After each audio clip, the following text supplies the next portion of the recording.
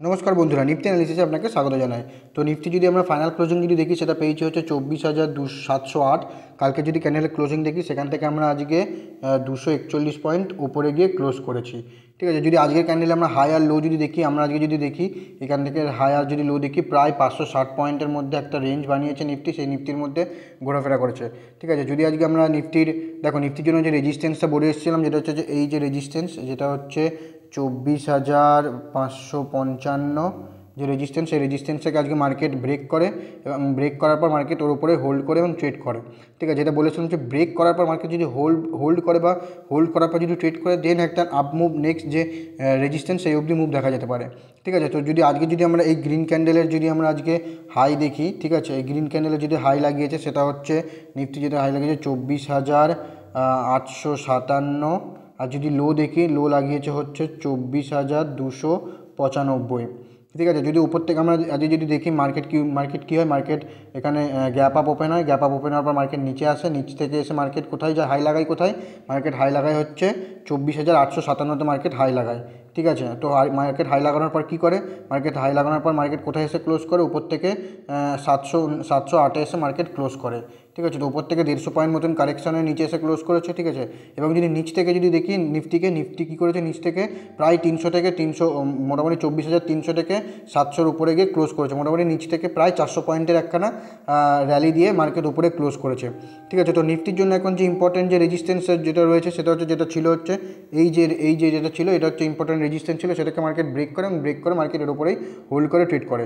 ঠিক আছে, তো দেখো নিফটির জন্য যদি দেখি, দেখো যারা ধরো এই যে পজিশানে যে আজকে যারা ব্রেকআউট করার পর যে এখানে যারা পজিশান এন্ট্রি করেছে বা এন্ট্রি নিয়েছে, ঠিক আছে, তারা কোথায় তাদের স্টপ লস লাগিয়ে লাগবে বা তাদের কোথায় সাপোর্ট হিসাবে ট্রেড করবে, এই যে রেঞ্জটা যেটা হচ্ছে এই যেটা বলেছিলাম, এইটা হচ্ছে নিফটির জন্য একটা সাপোর্ট হিসাবে কাজ করবে, যেটা হচ্ছে 24,222, যেটা নিফটির সাপোর্ট হিসেবে মার্কেট কাজ করবে। দেখো নিফটি যদি আমি যেটা বলেছিলাম যে নিফটি যদি এই যে রেজিস্ট্যান্সটাকে যদি ব্রেক করে মার্কেট, ঠিক আছে, এই যে নিফটি যদি এই যে রেজিস্ট্যান্স 24,555, এই যে রেজিস্ট্যান্সটাকে যদি মার্কেট ব্রেক করে, মার্কেটের জন্য নেক্সট যে মুভটা খুলতে পারে সেটা কোথায়, নেক্সট যে রেজিস্ট্যান্স সেটা হচ্ছে এই যে এখানে, যেটা হচ্ছে 25,222, 25,222।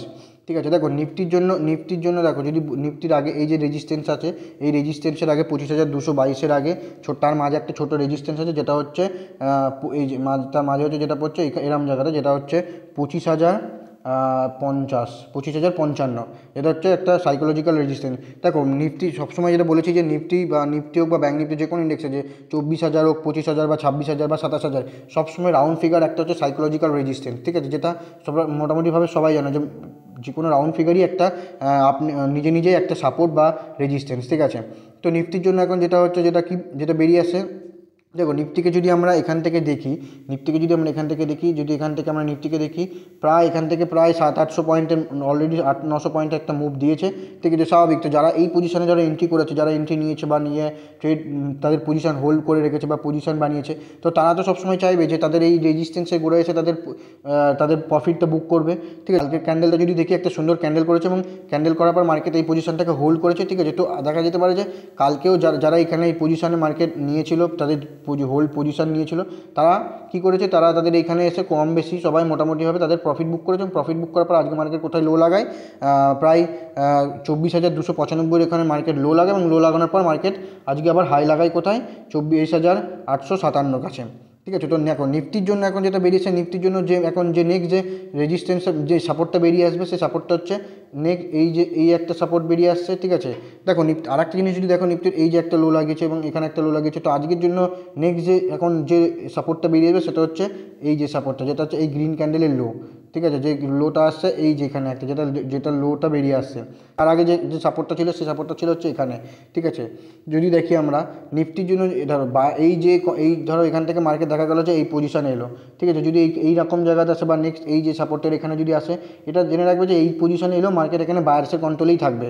ঠিক আছে, তো মার্কেট কী করবে, যদি এই পজিশনে আসে চেষ্টা করবে বায়ার্স এখানে তাদের নিজের আবার এন্ট্রি করার, এবং এখান থেকে মার্কেট আবার উপরে যাওয়ার একটা প্রেডিকশন থাকতে পারে। দেখো বায়ার্সরা তখনই এখান থেকে তাদের লস বুক করে বেরোবে যখন তারা এই যে সাপোর্টটা রয়েছে না, এই সাপোর্টের নিচে যখন ব্রেক করবে, ঠিক আছে, যে পজিশন যারা যে বায়ার্সরা তাদের পজিশন হোল্ড করেছিল তারা এটা ভাববে যে তাদের হয়তো পজিশনটা হয়তো ট্র্যাপ হয়েছে, সেই কারণে মার্কেট তারা কী করবে, প্যানিক সিচুয়েশন ক্রিয়েট করবে তারা, এবং তারা প্যানিক সিচুয়েশন ক্রিয়েট করার পর তারা কী করবে, যদি মার্কেট এর নিচে যদি ব্রেক করে দেন এখান থেকে একটা মুভ, এখানে এই পজিশন ব্রেক করার পর যদি কন্টিনিউসলি ট্রেড করে দেন এখানে একটা সেলার অ্যাক্টিভ হতে দেখা যাবে, ঠিক আছে। তো নিফটির জন্য যে রেজিস্ট্যান্সটা ছিল সেটা হচ্ছে এই রেজিস্ট্যান্সটাকে মার্কেট ব্রেক করে, এবং ব্রেক করার পর মার্কেট আপাতত আজকে যেটা দাঁড়িয়েছে সেটা হচ্ছে 24,708, ঠিক আছে। যদি আজকের আমরা ক্যান্ডেলটা দেখি একটা বড় গ্রিন ক্যান্ডেল বানিয়েছে, ঠিক আছে। তো নেক্সট যে রেজিস্ট্যান্স বেরিয়েছে সেটা হচ্ছে 25,000, নেক্সট এই যে এখানে যেটা হচ্ছে 25,222, তার আগে একটা যে ছোটো রেজিস্ট্যান্স বেরোচ্ছে সেটা হচ্ছে